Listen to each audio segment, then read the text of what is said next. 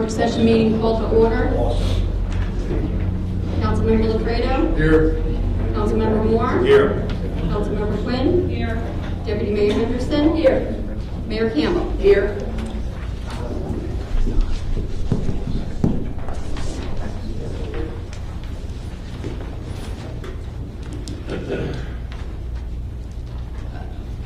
Special events. Special events, yes. I see Tom Gilmore is not here, but Alicia is.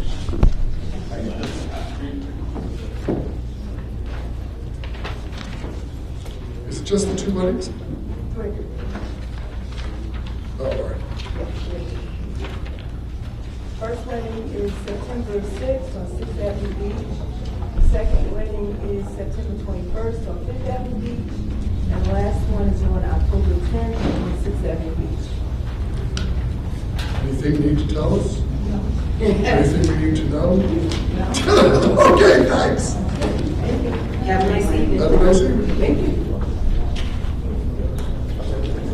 The second item on the work schedule listed under presentations, we have our city engineer, Joe Kuna, who is going to talk about both our snow clearing procedures and what roads he believes, here with Robert Cini, on what roads he believes we should be paving and what funds the city currently has available. Joe? Okay, good evening, council. I'd like to go ahead and start with the road program. Okay, so I had previously distributed for your package this evening the list of the priorities. Essentially, the beginning list starts on page 1 with the NJDOT funded projects. These are projects that we had previously applied for a certain amount. The cost estimate is to the extreme right next to the funding source, and the actual amount is directly above that by funding year. For example, FY 2013 is the NJDOT grant for 13, and that included Park Avenue from Sunset to 8th, Steiner Place, which is 1 block from 4th to 5th, Park Hall Place from Summerfield Ave to Monroe, and Webb Street, 5th Ave to Sunset. The challenge here is, and I spoke to the city manager, the DOT does allow for us to apply for an amendment and try to scale back our scope to fit within the amount that they gave us. The challenge on 2013 is we have 3 single block streets that must remain in the scope, Steiner, Park Hall, and Webb. And then you get to Park Avenue, which is the majority of the cost. It's very difficult when you walk Park Avenue to decide which of 2 of maybe 4 or 5 blocks are the worst. They're all pretty bad. That's why, in my recommendation, I think we should keep that entire length, at least that section of Park Avenue in there. This does leave off the last block between 8th and Key Lake Drive, which in our opinion did not meet the criteria as much. But if we're going to be there doing the other 4 blocks, we might want to consider adding a block there. 2014, we applied for 4th Avenue from Bridge Street to Ridge Street. We were denied for that. So, Joe, because I met with Jack today and I had just trouble understanding the form. Okay. So when you say that we've applied for municipal grant money to almost $300,000 in 2013, I don't understand. Were these streets? So we get this money and then did we pave the streets in 2013? Like, No. just explain it to me. No, the way it worked is we came up with the streets, and I'll tell you exactly how 2013 came about. Okay. We picked the streets that we thought had the least sanitary sewer impact. So if we were to come into the street, cut it open with all the milling machines and whatnot, and as far as the sewer age and condition, these were going to be the least affected. So we wouldn't have to worry if we paved it, that shortly thereafter the sewers would start collapsing on us or need to be replaced within a few years. So being that their conditions were also terrible, I'm sure you'll all agree, we put these 4 together and it totaled about $855,000. And our estimate at the end of the year of 2012, which went to the DOT. By early 2013, they sent us a letter telling us what, if anything, they would cover in that. They basically said, okay, you sent us $855,000 as a request. We're giving you $290,730, and basically you come up with the rest. The caveat that I mentioned about having it adjusted, backing down to $290, was that's an afterthought. If you go to them now, the before we actually build the job. None of these have been built. And try to back in. But again, the challenge here is if we do decide to scale back Park, which you wouldn't scale back the other ones, they're one block each. You just keep them in the scope. What part of Park Avenue do you go? So again, and this is not my area of expertise, from a practical point of view, so if we get close to $300,000 in 2013, and you're saying Steiner to 4th to 5th is 175,000, and then Park Hall Place is 105. So that's within the $300,000. Do we move forward on what we can afford, or do we bank that money and try to get more money in the next year to pay more? I just don't, from a practical point of view, understand how it works. We have two options. You could ask the DOT to cut out streets. Okay. They're most likely going to say no. Okay. The whole purpose of this is to supplement the city's intent to pave streets. That's how the DOT works. They grade us. We're competitive with every other municipality or agency that submits for the local aid money. And they basically figured that, okay, if we're asking for 855, 290 is a fair share of that. City, you come up with this. And you can't work on the project until then, give or take? Not necessarily. You could work on the project You while could. you're looking to see if you have the rest of the. Or you could put it on hold, but the longer you put these grants on hold, when I go to apply at the end of this year for next year, they'll give me zero. They'll give us zero, because we haven't spent the old money. Right, so we, like Amy's saying, I understand what you're saying. We couldn't like start the project saying, No. yes, the money's coming. No, because what happens is the city has to certify that the funds are All available. right. So, and what you're saying is that if we went forward and said, we'll do the 2 streets we can afford, and we'll worry about the other 2 after, but let's move forward with the 2 we can afford, you're saying they'll say no to that? They may say no. They may say no. Right. If you gamble that and they do say no, they may pull it all. So it would be an option maybe to ask, can we move forward on these 2 streets, use up this money, Yes. and then, okay, Yes. Wouldn't hurt anything to ask. okay. And subsequently, the same happens with the next 2. I started mentioning 4th Avenue. I wanted to apply for 4th Avenue. It's in dire need of repair for the majority, from bridge to ridge, but mainly ahead of the county closing of Sunset Avenue for almost 2 years. They're going to divert the traffic, a semi-permanent detour up 4th Avenue. So you're going to start on Sunset, you're going to cut over on Pine, westbound, and you're going to finish out and leave the city through 4th Avenue. Same thing coming into the city. When you come in on 4th Avenue, you're going to detour you down Comstock and send you down Sunset to get to Memorial, or to get to that portion of Sunset. So knowing that the traffic will be significantly increasing, I wanted to pave that and get that out of the way. And the same is true of the Sunset Avenue signals. That signal at Comstock and Sunset, which is also adjacent to the high school, is not in the condition to handle that type of traffic flow. It needs to be repaired and replaced as soon as possible. They decided that that was more important. They gave us the money for the signal and that section of paving of Sunset that's associated with it. As part of the Sunset Avenue signal with Comstock, I also did add that stretch basically along the front of the high school, from Drury Lane over to Comstock, because that's in dire need of repair as well. And again, with the traffic coming due to the detour on the bridge, it was the safest bet and the best way to go. So that leaves us with 4th Avenue being carried to the backlist here of additional recommended priorities. But again, I stopped with my estimates based on the roads that were tied to DOT grants. The only thing that we have leeway on as far as deciding streets is where we apply this urban aid. As you see, we got almost 50,000 in 11, 40,000 in 12, almost 41 in 13, and 40 and a half in 14, totaling 172,000. I decided to pick up our 4 worst small streets that were back into that number and jive with this small amount of grant per year, being the last block of Cookman, which we all know the condition that's in. Bridge Street from the county bridge limit, which is just south of the intersection of Bridge and Sunset. They're overlapping a little bit. Yes, exactly. Emory Street, the last block, and Deal Lake Drive. We only have one portion included here because the rest of Deal Lake Drive, which is desperately needed outside of the state limit, which ends at Park Avenue, is city-owned, but most of it's in the WRA, which will be reconstructed one day by our master developer, iStar. Moving right along to that, actually, let me finish this section out. So, our total estimated construction cost for these streets only, tied to DOT grants, would be $1.515 million.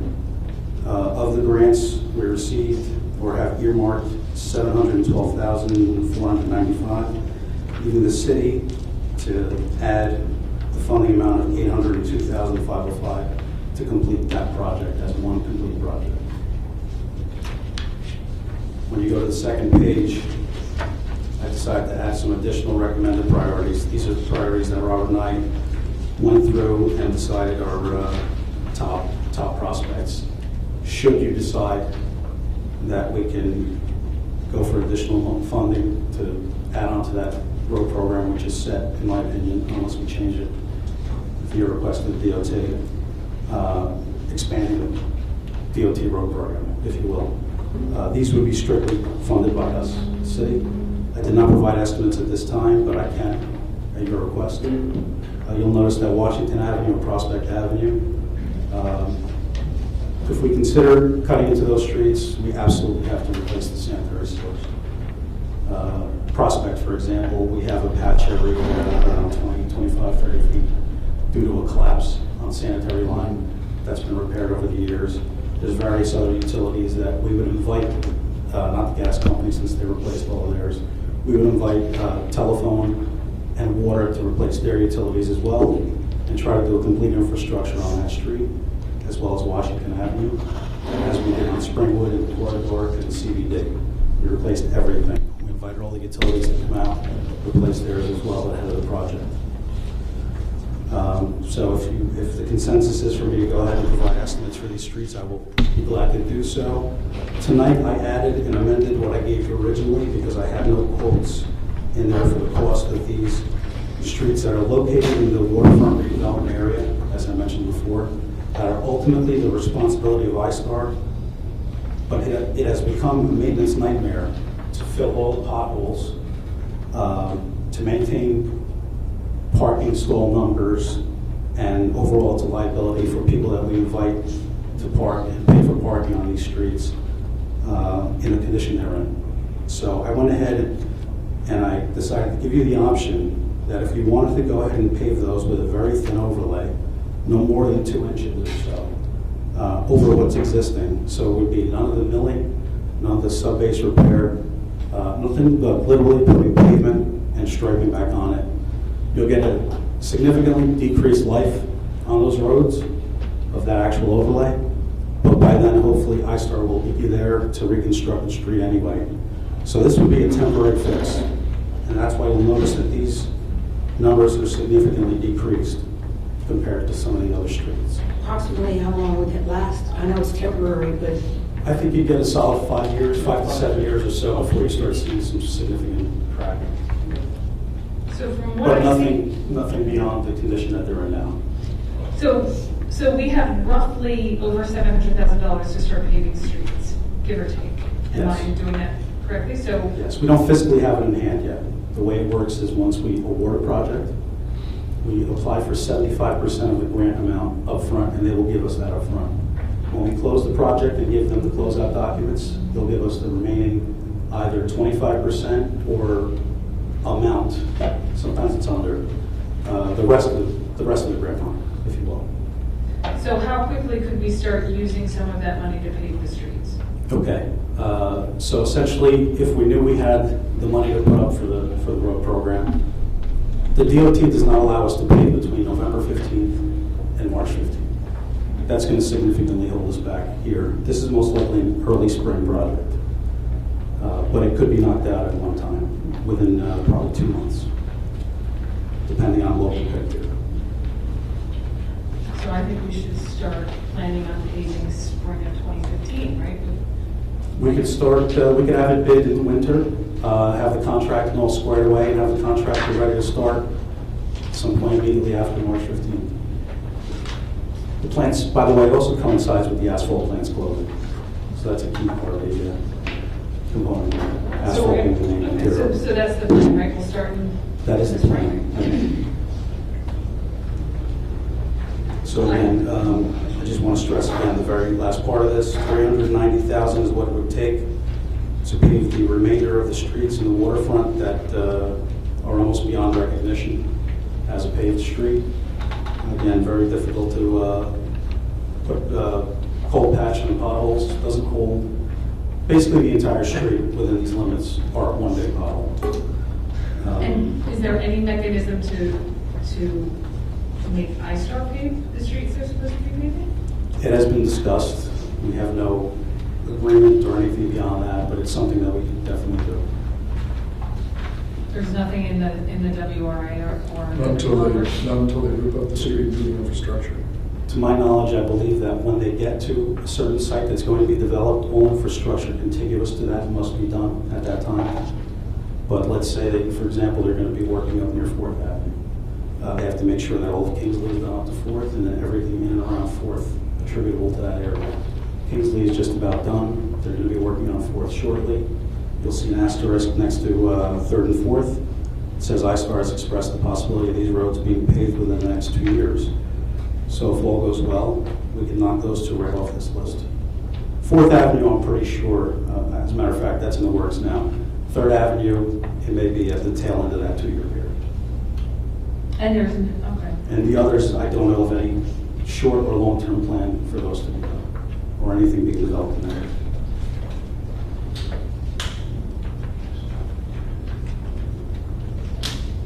Any other questions? If not, Before we finalize anything, so, okay, we have $700,000 going back from 4 years from the states because we haven't paved the road in 3 years, but we still have to come up with $803,000. Correct. So why don't you, and we can't do anything to 2015, so we're 8 months out. So Correct. why don't you get the CMFO to work up some numbers? Obviously, we don't have $800,000 sitting in a piggy bank, so we're gonna have to bond for this money. So maybe it's cheaper to bond for like $1.5 million and $800,000 in the long run, and then we can determine what other streets are to be paved. I mean, maybe that's where we should go first. Like, what can we afford? What bonding's coming off? We are losing bonding all the years, so what's coming off between now and the spring of 2015? If we can add this on, which we hate to bond, but if we have to fix the streets, we realize that's the only way we're gonna have to do it. Correct. So if we're gonna bond for $800,000, maybe we're better off bonding for $1.5 million. I'm just making that number up. Maybe we're better off bonding for $3 million. I have no idea, but until the CMFO tells us that, we can't do anything to the spring.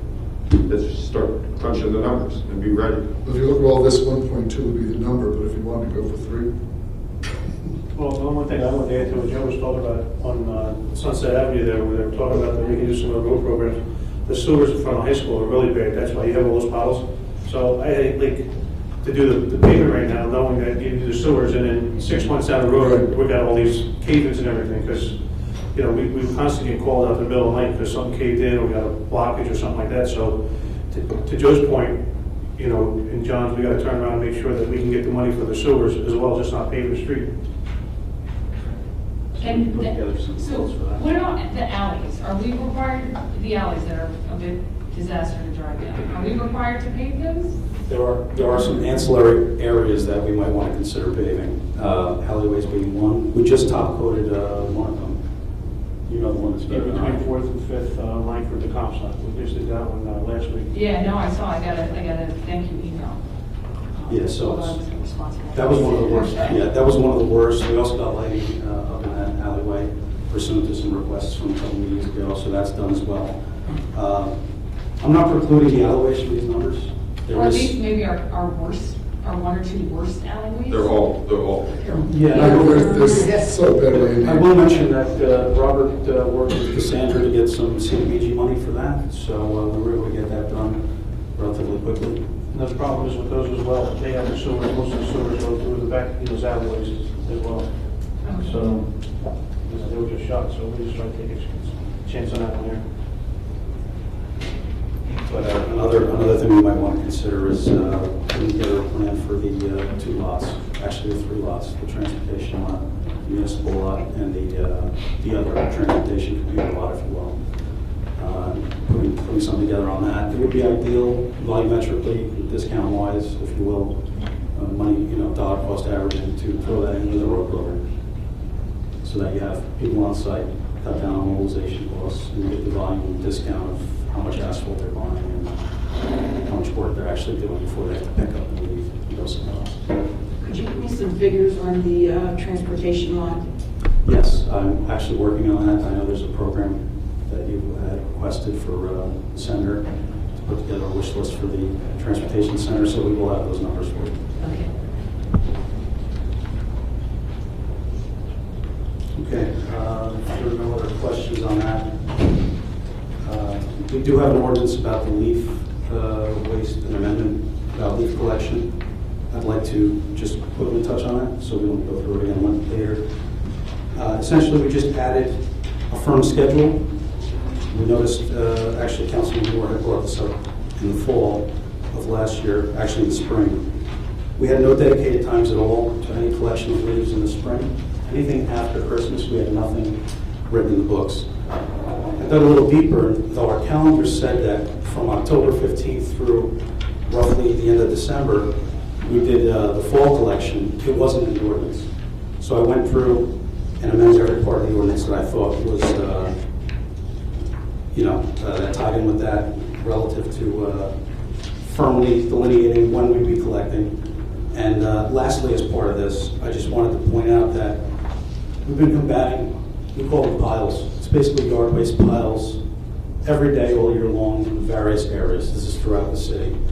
What happens when these piles are thrown into the street? Right now, we're going, it's basically a firefighting style where we just go and pick up wherever we have to. We tie up 2 guys. They do this all day, almost every day. But that's not the most efficient way to collect yard waste, number one. Number two, the intermittent storms cause all that yard waste to get washed down to our inlets. We get a lot of localized flooding from that, and anything that penetrates through the actual holes in the grates makes its way down to our lakes. Eventually, it rots away and causes blockages down at the outfalls into the lakes. So, I wanted to set some ground rules in the ordinance for a dedicated time for us to go around quarterly each year, at the end of each quarter, 1 week where we would come and take care of all the piles at one time for that quarter. Now, it may take us 3 weeks to take care of that, but for example, March 31st, you have the week prior to March 31st to put the piles out at the street, in the gutter, or in the tree belt, the grass belt between the curb and the sidewalk. DPW would come out starting March 31st. As I said, it might take us a few weeks, but we still would have no piles or diminished piles from the end of that period till the end of the next quarter. So, for example, March 31st, you put out all your piles. We do a big program where we put up all these piles. Let's say it's the end of April by the time we finish. We have all of May and just about all of June till the last week of June or so with no piles on the street. This way it gives us a chance to educate the public and try to get people used to fitting within this time period instead of us just every single day, throughout any part of the city, just picking up piles wildly. The other thing we wanted to do was clearly define yard waste. It's very important for everyone to know that yard waste does not include necessarily leaves and grass clippings. Under the state recycling requirements, those are technically recyclable items. Grass clippings are highly preferable to be composted on site. So whenever possible, we prefer that everyone mulch their grass clippings on site and leave them on their lawn. When they can't do that, if they could compost on their own property so that grass clippings are never placed in the street or garbage, because they will not be collected. We are charged to dump that. And as a matter of fact, we are turned away from the dump when we are trying to dump clippings mixed with anything else. They do have the option, residents and commercial and all constituents have the option to take their grass clippings to Monmouth County's reclamation facility for a fee. But for those reasons, it would behoove everyone to try to compost their grass clippings and dispose of them in that manner. Leaves must be as clean as possible in order for us to get the most prime pricing for disposal of them. So in other words, whenever possible and every time possible, we would like to leave separated from all other yard waste. That leaves all other yard waste being branches, shrubs, dead plants, ornamental grasses, not to be confused with grass clippings, things of that nature, which we would pick up in these quote-unquote piles quarterly. So we're going to try to put something together, educational, in addition to this ordinance amendment. We're going to add it to the recycling calendar, and we'll try to be a little more proactive with periodic reminders. Very important to note that code enforcement will be involved. We're going to make up special stickers for piles that are put out at the wrong times. We're going to try not to sign. It's going to be basically a warning type of sticker. But once one is placed on one property, the word will spread to the neighbor, and hopefully eventually everyone in the city will cooperate, and we'll be able to run a much more efficient program as far as collection of yard waste, leaves, and again, no grass clippings. So that's the crux of the ordinance amendment for the leaves. And I'll move on to the snow clearing operations. Well, just to the leaves, I think it's I think it's a comprehensive program, and I think the stickers is great and having code involved, but I think getting these dates into people's heads is communicating with people, right? That's consistently something I think the city kind of fails at. So is there? Can we come up with some sort of, and maybe this is a conversation for Tony and I about Nixle, but I know there's hesitation with the alert system because it costs a certain amount of money, but this is great, but 90% of the town's not going to know this. So I think if you're not successfully communicating it with residents in some way, shape, or form, even attaching it to a tax bill or something, we're gonna, as great as this is, it's not going to work because nobody's going to know. We'll be doing a periodic, we're going to shoot for quarterly bulletins, single page, double-sided. One side is about how to recycle, single stream, what your commingled is, what's acceptable, what's not, bags, no bags, and on the back, we'll address the yard waste separately. I know it's a lot to consume at one time and to take in. We'll also post it on the website. That's something that I know we're lacking. Our DPW page doesn't really have a lot of information, so we'll put that on there as well. And Nixle, I've come to learn from many other neighboring counties and towns that they use it for everything. It's not just for emergencies. They use it for periodic recycling.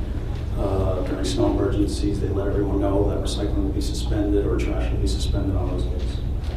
So, no, it's great. I just want to get it. I just want to successfully get it out to people. And I agree, website and Nextdoor and everything else, and quarterly, because these dates wouldn't click in my head. I understand. It's a bit confusing, but and again, I'll put my contact information on there. Everyone at the DPW office will be fully trained on this. It's going to be a little hard to transition at first, but it was a long time coming and needed to occur. And if we're going to move forward and expand and redevelop and add more residents, and it's essential that we get this under control and then move on to our simultaneously move on to our single stream and everyone recycling. Joe, can I suggest that you get in touch with the school board, with the superintendent of schools, and see if there can't be some type of program implemented throughout the school system? Yeah, absolutely. Yeah, because they also produce yard waste and various other wastes from their grounds.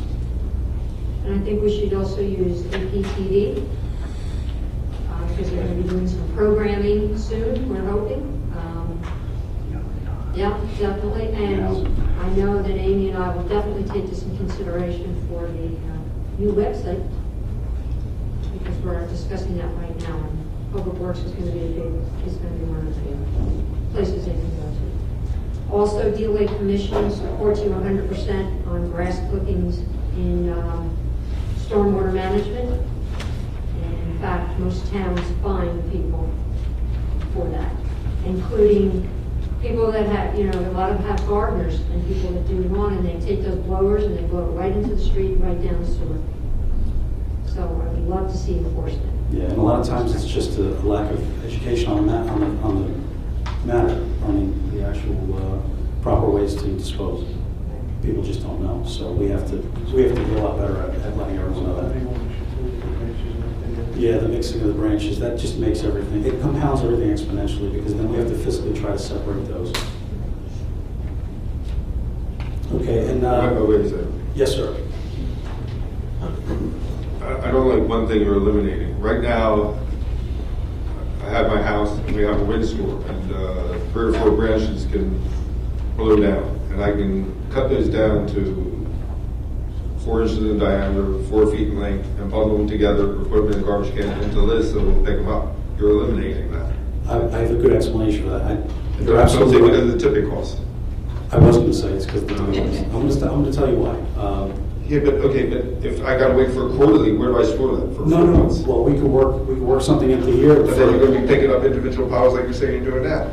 But if it's on call and it's only a few, I would imagine it's, you got a good point there. I mean, I went through this myself and discussed with Robert, but you're right. I pretty much eliminated the fact that Melissa picks that up, so we could put that back in there. We could do that. And it was strictly tipping cost based because it costs $78 a ton for Delissa to take it to the dump, whereas we've been able to negotiate $17 to $28 a ton for strictly vegetative waste, not including leaves. But when you add in the. When you add it all together. You add in the truck, the gas, and the manpower, it may be more than $78 a ton. True. So I mean, I like what you're doing, I like the quarterly thing, it's just, I was like, ooh, wait a second, I just read this. It wouldn't hurt to leave it in there. I mean, it's a matter of. We could also make exceptions. Yeah, this is where we get in trouble with exceptions. Yeah, it's easier You gotta to be maybe go black and consistent. white on that, just yes or no. So, I mean, we could put that back in, just leave it be. But you're right, if Delissa, the other thing we figured is there are certain people who follow the rules with that, but the majority don't seem to be. They don't seem to take the time to cut it down, bundle it up, and a lot of That's times where they'll still drive right by. code and summonses come into Where that effect. sticker comes in. And the sticker. We actually have a draft. I put one together with Deputy Chief Salerno when he was over code. We didn't actually roll it out because the ordinance wasn't ready. It's Didn't back up always the been draft. against the law, against the ordinance to put grass in the street. and Yes, That hasn't been that's covered, clear. for years, and people have gotten summonses for that.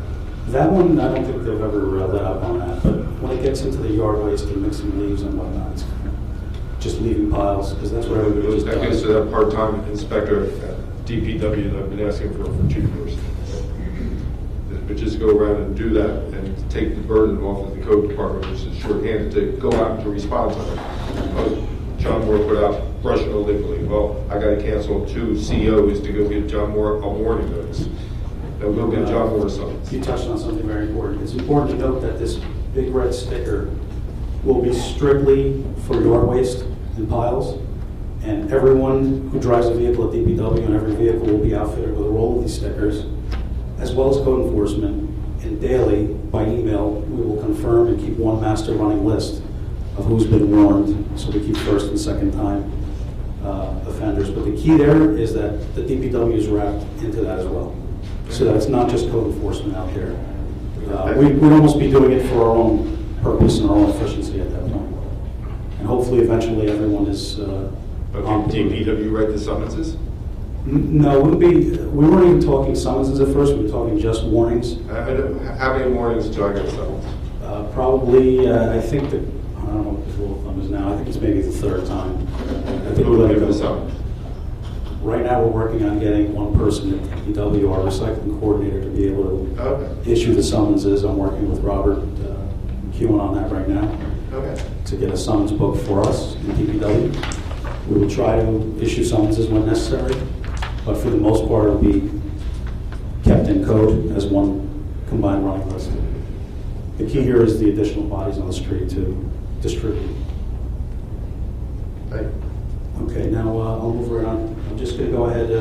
You've all been issued the snow clearing operations standard operating procedure from the DPW. Basically, this is our plan from January of this year. This was written in the thick of one of the worst winters we've had, not by individual storm, but just together, conglomerated over the winter. It was just one of the worst we've experienced, that I've experienced anyway, personally. So a lot of this was developed with exactly what was going on at the time in mind.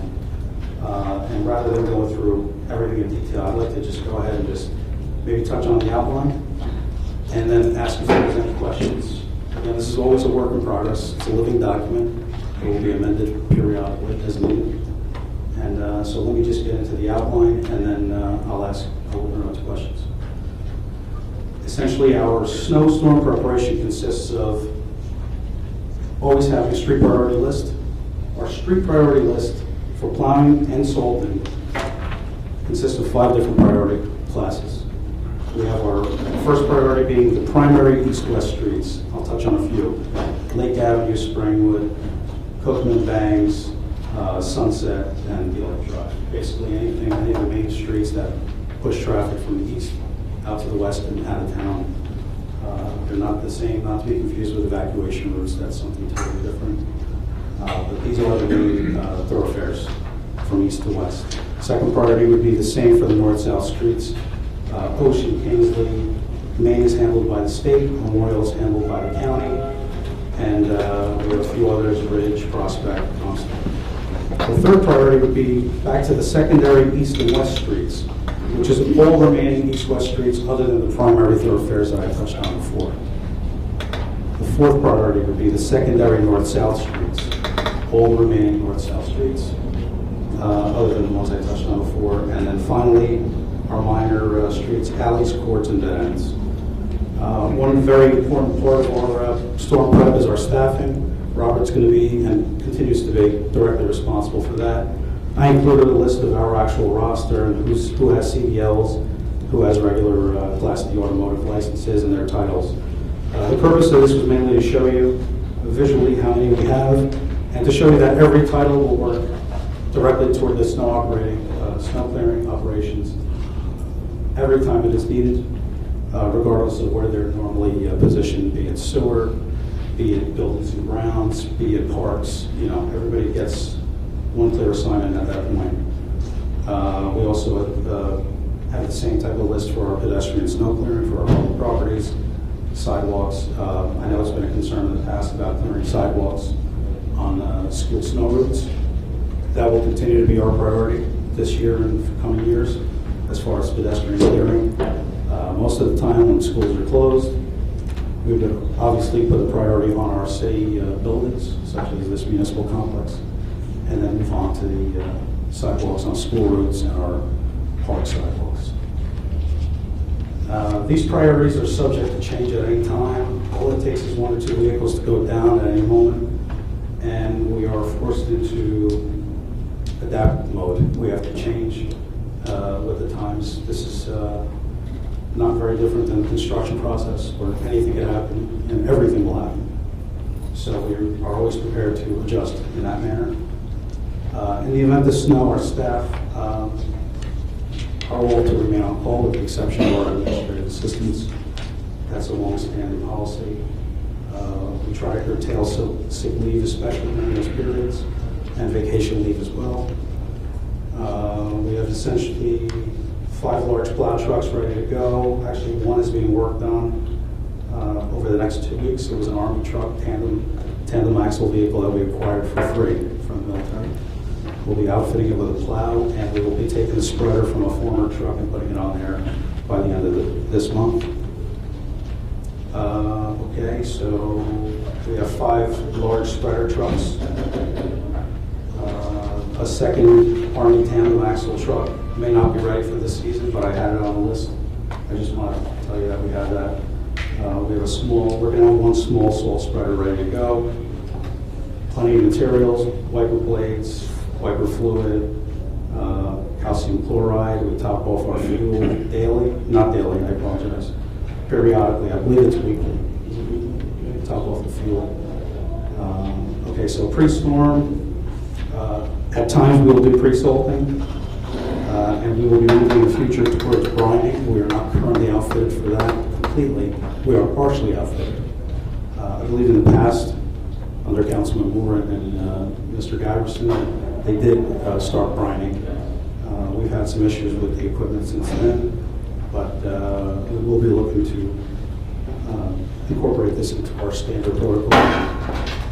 As of right now, the timing is unknown. but it's definitely agreed that we should be doing that. Salting procedure during a storm. We usually do not start salting until we have about 2 inches. Actually, I apologize. We will salt only in a standard storm during a standard season for anything under 4 inches of total accumulation forecasted for the storm. It really doesn't pay to start plowing for anything more than that. Last year was an exception. We started plowing immediately upon 1/2 inch to 3/4 of an inch because we had the nationwide salt shortage, and we were forced into rationing, where all of our salt was controlled by the state, DOT, funneled to the counties, and then the counties rationed by town. So we got whatever we could get. We called daily, sometimes twice a day, and we eventually moved to cutting it with sand. So we went to a 50-50 sand-salt mix. Seemed to work well. We never actually ran out of salt, but we also plowed a heck of a lot more than we normally would for much smaller accumulations. I don't want to keep dragging on, but anytime black ice occurs, anytime slushy conditions occur, it's important to note that under 21 degrees, salt really doesn't activate, doesn't start melting. It's too cold. But there are certain precautions we take for that. And again, it also takes traffic to get to activate. Sometimes you will see us spreading at times like that, so that if we know that the temperature will be rising. Okay. Parking during snow events, I just want to fast forward to this. Currently, we have a certain amount of streets in our ordinance that are posted with signs for alternate side street parking or other street parking when the road is snow covered. We will analyze the ordinance, and periodically I think it's going to be necessary to do so for the addition of certain streets and maybe the subtraction of other streets. But right now the challenge is, if we do add streets, where are those people going to park? That's the main challenge here.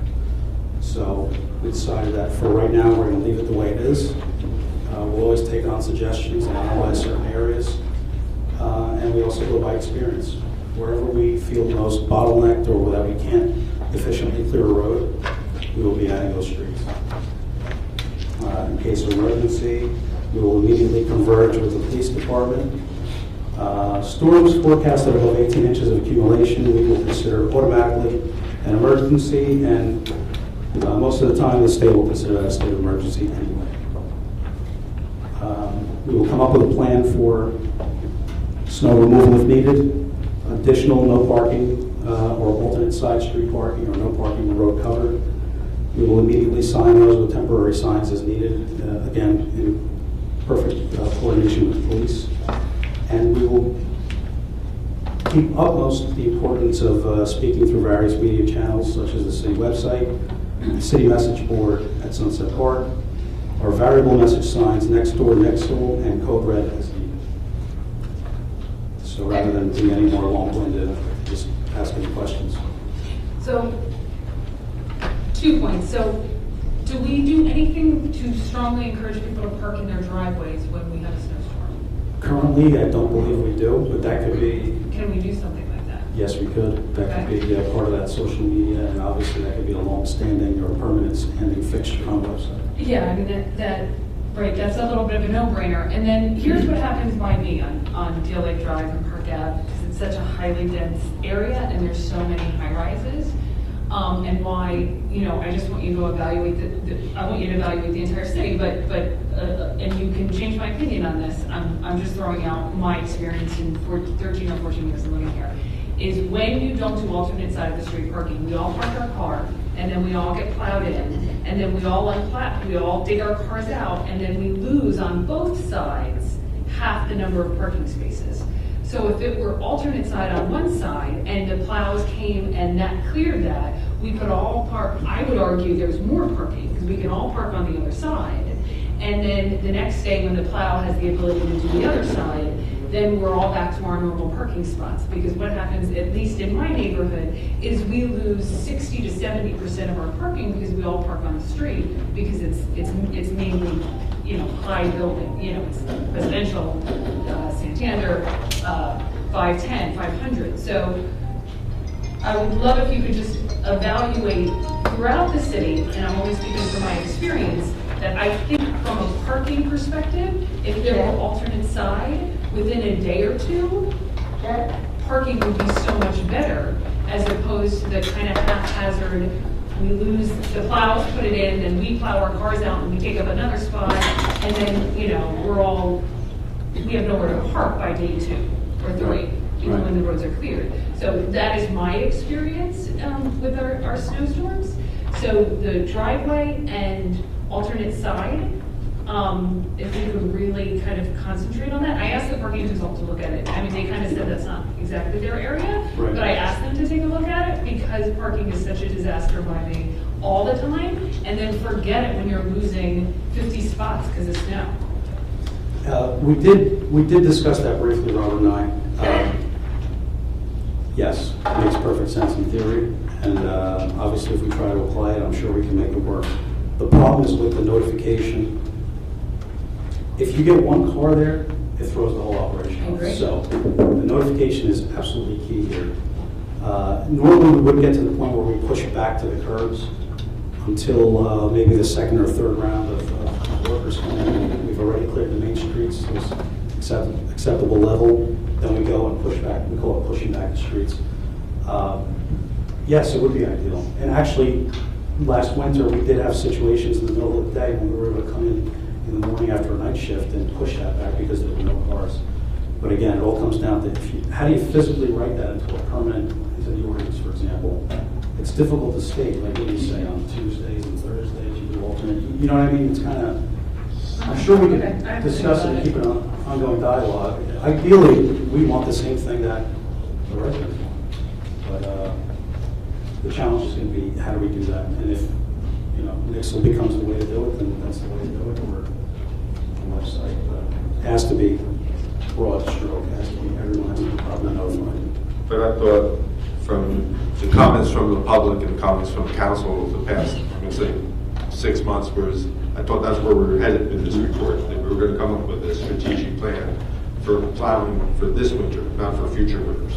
And it's a very good report, but it's the same report I've seen for the past 5 years. It doesn't address what do we do to, with Pam's big list, what do we do during a snowstorm? How do we fix parking? And if we can do alternate side street parking, why can't we do alternate side street plowing? So I think we missed the boat on what we were shooting for here. As far as like a couple of little questions, well, all the supervisors' trucks, are they plowed up?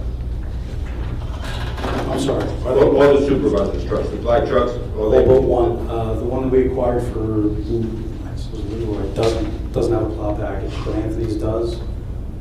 And from now on, no other pickups will be acquired without it. Well, why not plow it up? We have extra plows, we have extra yokes, we have extra everything. Why not just, I mean, I know it's in the yard, and there's extra ones sitting down there, why not do it? We'll definitely look into it. As far as the brining,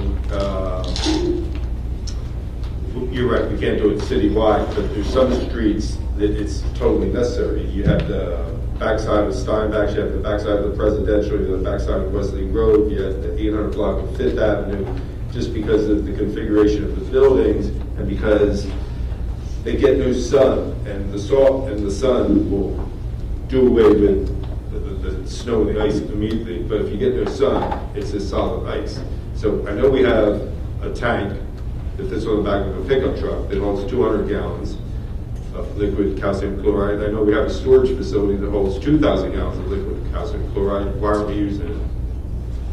We can also look into that as well. Let's not look into it, let's hook it up and let's use We it. just got to pick a truck to dedicate. Well, put it on back of the supervisor's truck, I don't care if you put it on That's a your good truck, idea as well. I mean, but it's needed for those streets that get no sun. And those streets that I mentioned, they do get no sun, and they become very icy, and again, it's a matter of where the sun rises and where it sets, and behind Steinbach's, and again, behind Wesley Grove, every street I mentioned, the Presidential, they're ice skating rinks, and without that, it's going to continue to be that way. I know we didn't use it last year. I'd like to see if we could use that this year. We didn't use it in the streets you mentioned, we had trouble. So we're going to look into that for sure. Thank you. Joe, I have a few questions. Is there any system that's been devised so individuals that live on streets that are not mentioned here can find out what priority they are? This plan can be placed on the website. I don't know if that's going to serve the purpose of what you're referring to, some of the minor collectors. Well, I'm saying there's some people that fall under priority, first, second, third, fourth, fifth priority.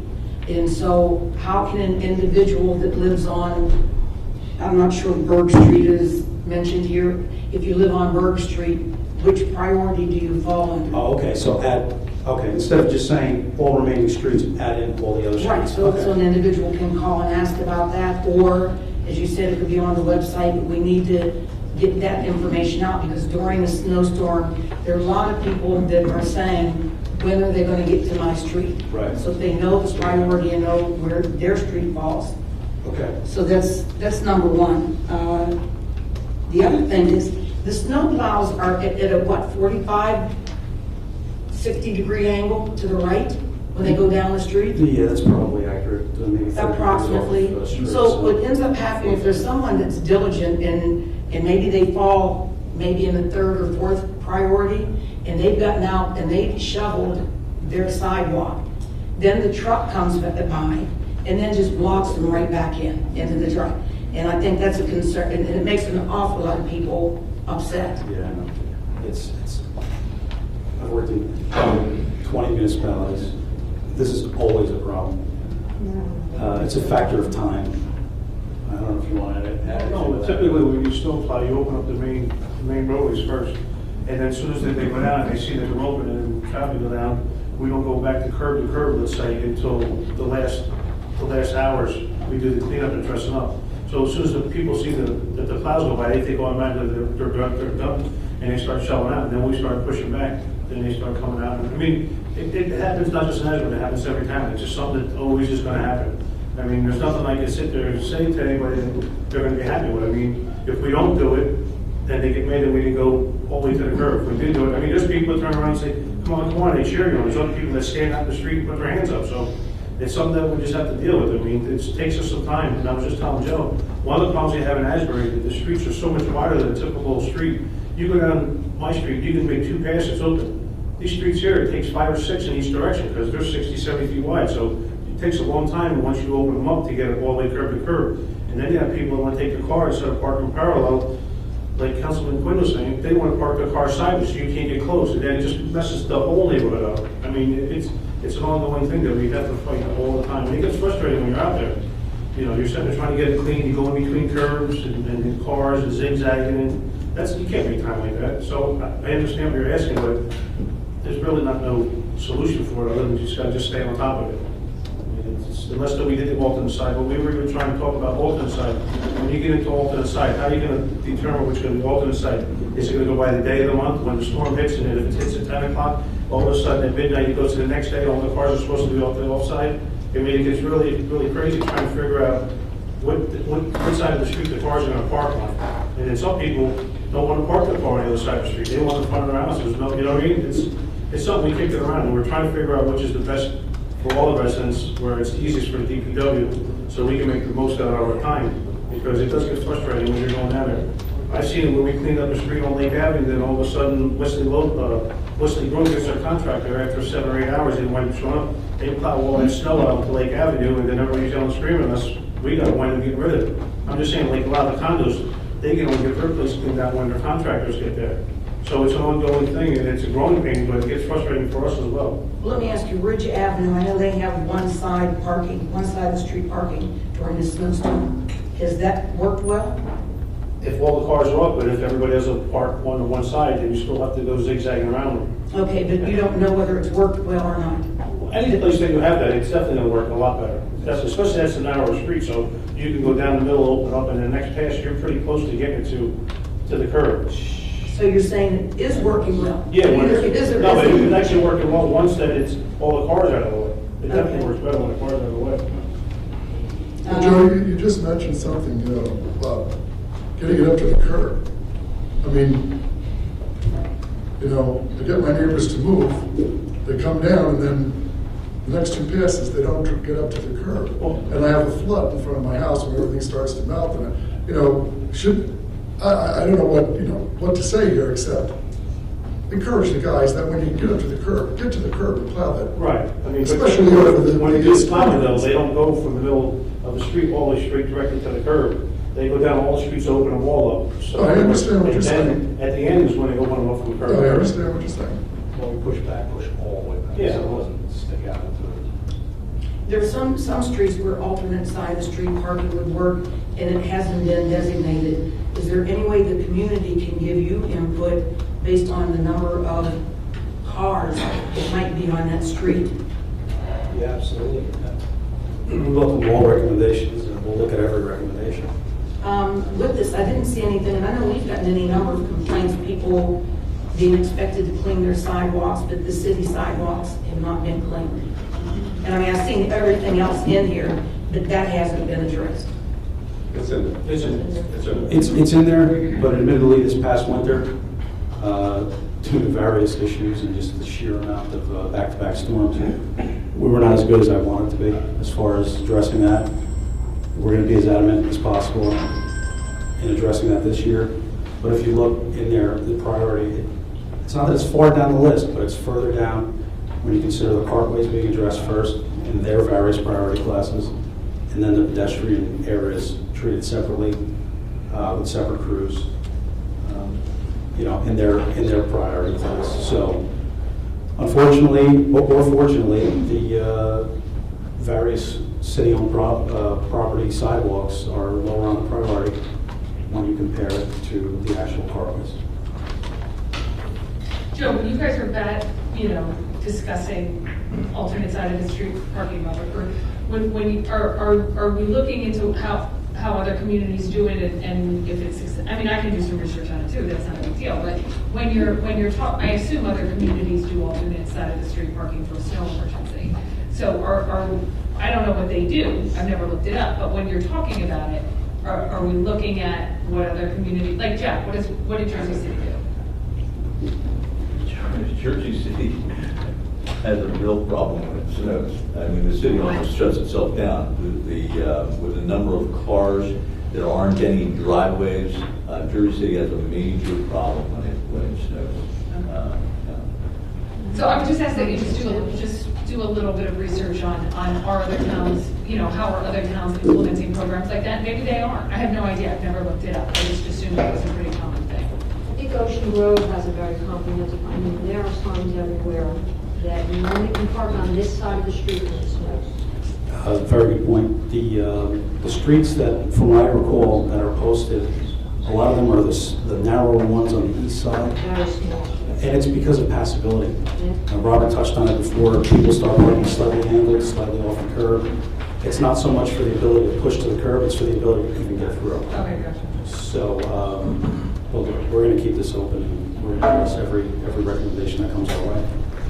And try to make sense of the whole thing. It'll take us all to do it. Okay, let me ask you one final question. Snow removal, public city-owned sidewalks on direct school routes, and also public city-owned sidewalks bounding parks.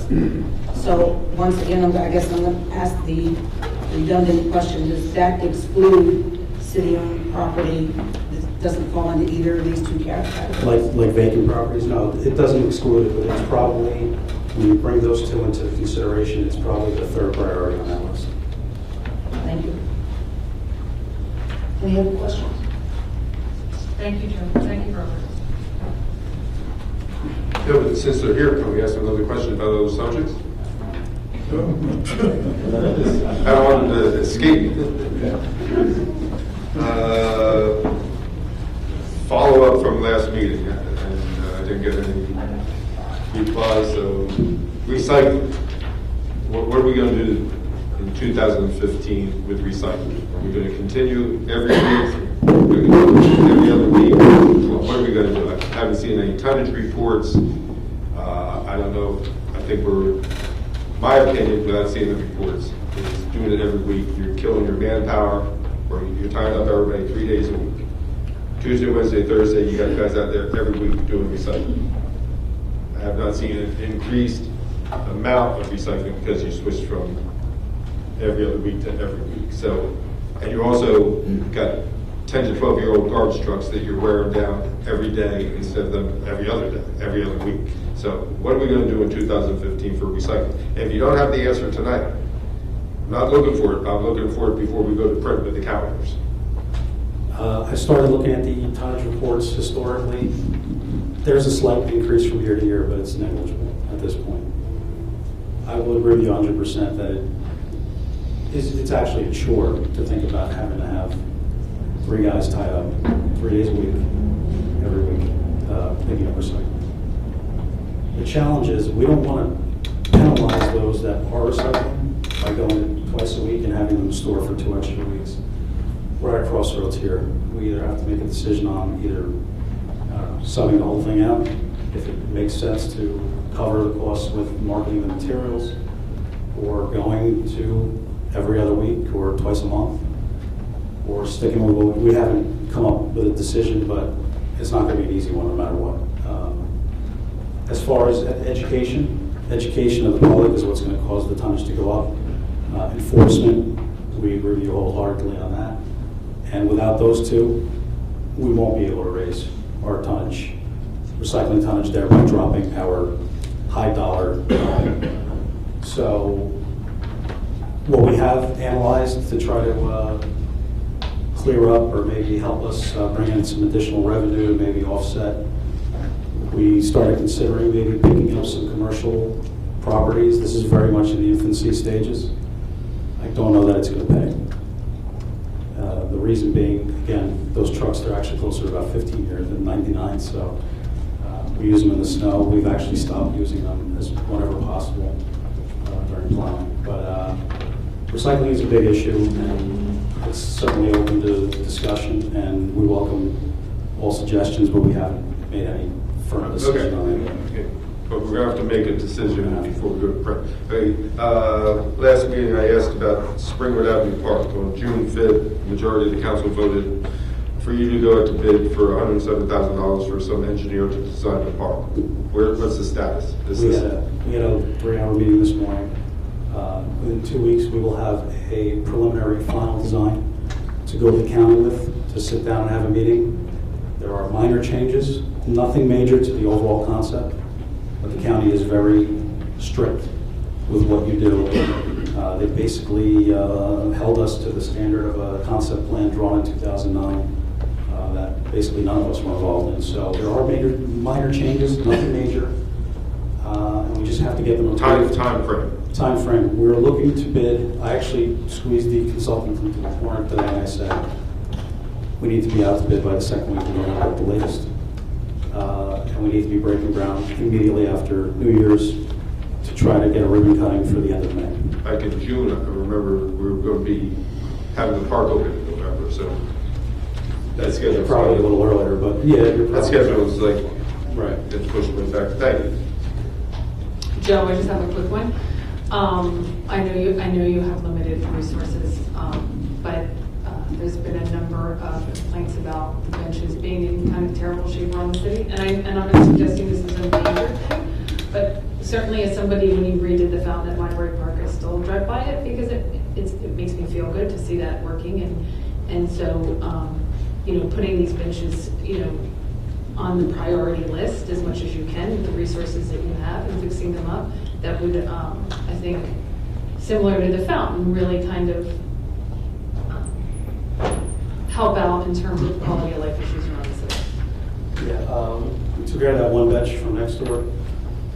Just so everyone knows, we did reclaim some, we did reclaim actually a decent amount of e-peg from the boardwalk. We bought a special planer for that to actually clean those strips up. We plan on using that material to reslat our benches throughout the city. We also have some empty pipe frames, very similar, identical to the ones we installed at St. John's Island.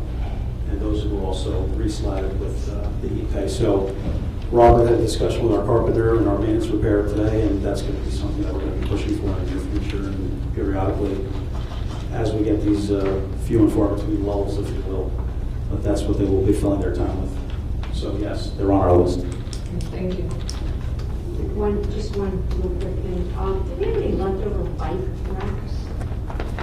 None left over. Do we have a plan on ordering any more? I mean, We could probably use more.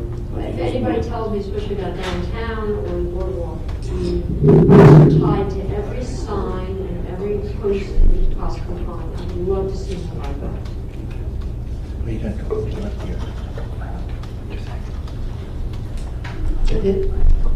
Thank you very much. Matters from the city council. Councilman Moore? Yes, first I'd like to thank Garrett Giverson Sr., Joe Bongiovanni, and the entire beach staff from top to bottom. Successful summer in many ways. Very enjoyable summer because at least I've had very few complaints as far as how the boardwalk is maintained, how the beaches were maintained. Knock on wood, we had no injuries. So again, a great summer, and thank those people involved with it. Oyster Fest, Friday, Saturday, Sunday.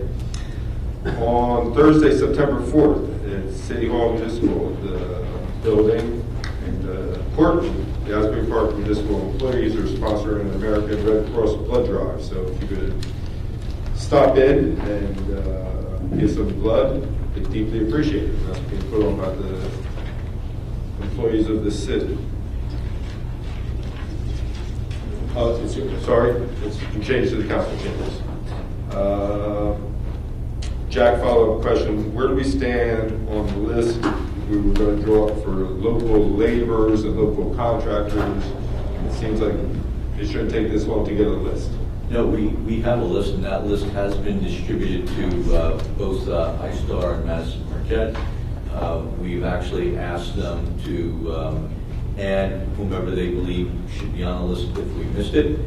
Actually, Madison Marquette sent over some additional vendors today, and that list will be posted on our website if it's not already. Fantastic. Can we get a copy? Sure. Thank you. Thank you. So, yeah, I just also wanted to mention the Oyster Fest. Last year was a great event. This year, I know the chamber is running the whole thing. They have numerous bands. Friday night's the big kickoff, and it's a great event. It brings in a lot of business and a lot of people to the carousel parking lot. So I encourage everyone to get out there. I personally don't eat oysters, but the crab cakes are amazing, so I encourage everyone to go down. Just one thing, our revenue for the beachfront was up, our revenue for our parking meters was up, but it seems that the revenue for the lots went down. And after everything going up and all the negotiating we did and all the guarantees we got, Jack, could you find out why the revenue for the lots went down? I will. I mean, our season's not over yet. I will I'll provide the city council an answer in the next several months. Well, last report I got was 20% lower. I just don't understand it, but that's fine. Especially since they raised the rates. Especially since. So I'm just asking the question. I'd like to know why. Thank you. A couple of things. So there's a yard sale. 40 houses, I think, in Asbury Park are participating, and then 42. Map is on the website, and it's Saturday? Saturday. 10 to 3. Great.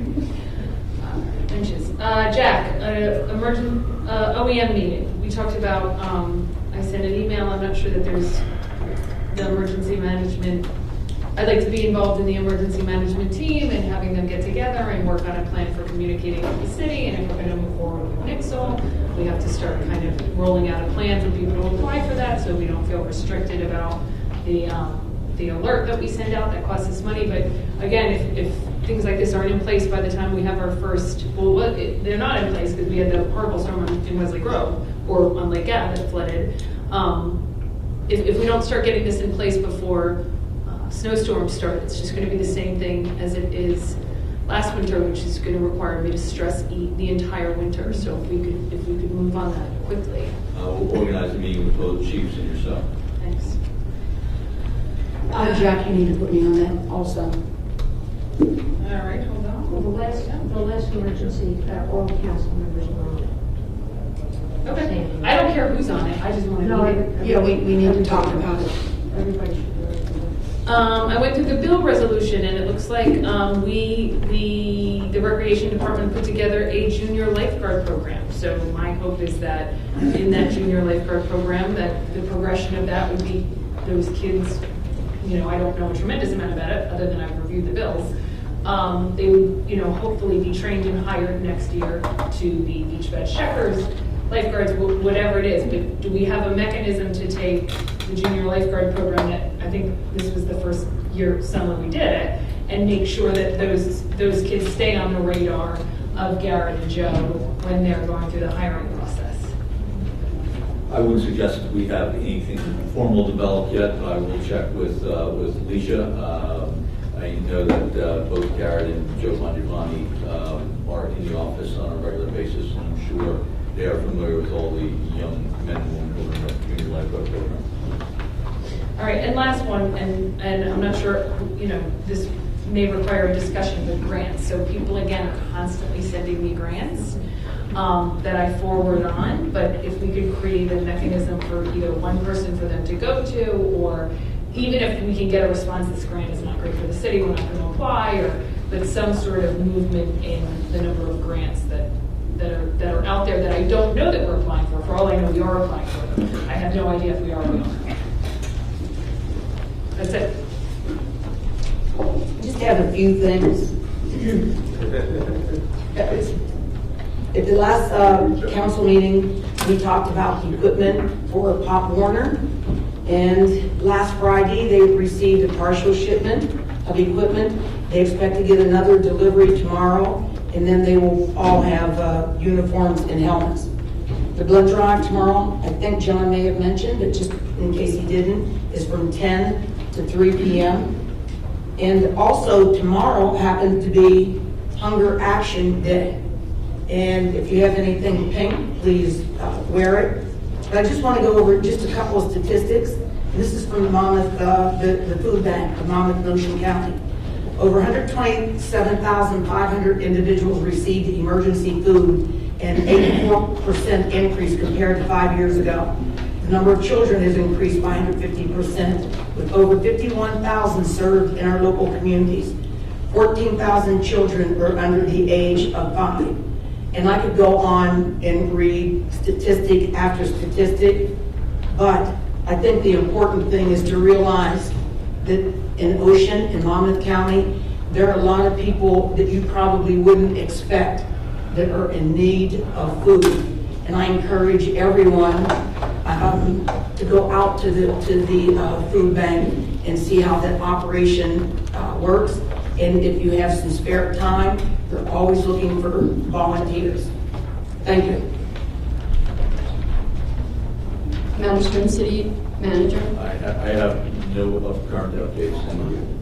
Matters from the city attorney.